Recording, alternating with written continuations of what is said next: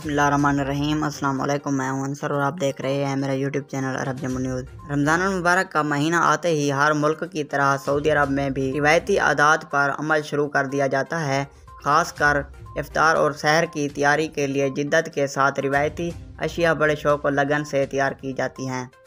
मुमलिकत में इफ्तारी दस्तरखान पर मौजूद शरबतों में से मकबूल तरीन शरबत सूबिया है, जिसके बग़ैर इफ्तारी दस्तरखान अधूरा माना जाता है। सबक न्यूज़ ने यहाँ का रिवायती और रमज़ान मुबारक के मखसूस मशरूब सूबिया के बारे में कहा है कि अहद कदीम से ये मशरूब अहले अरब में इस्तेमाल होता रहा है।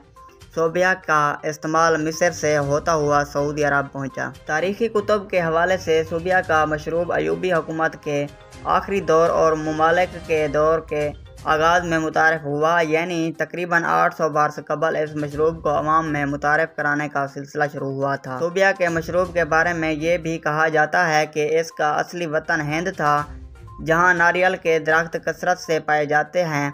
इस हवाले से बाज़ रिवायतों में कहा जाता है कि सूबिया का असल वतन हिंद है, जहां नारियल के पानी में शक्कर, सफ़ेद आटा और पानी मिलाकर इसे तैयार किया गया था। हजाज में सूबिया मिस्र से आया, जहां ममालिक के दौरे हुकूमत में राशन की पाबंदी के बायस हर किसी को महदूद मिकदार में गंदम, आटा, जौ और दीगर अजनास दी जाती थीं।